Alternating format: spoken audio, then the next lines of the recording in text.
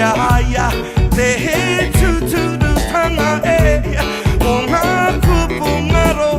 못하고 나갈 뿐만네 견디려던 자들도 길이 많아 에코리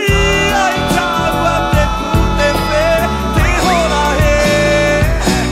대두어 자우어 터진 나의 조모 나 오사우에게 이 소흑야 할다 분누이고 내 당하에 내 모흑이 흑이가 하게라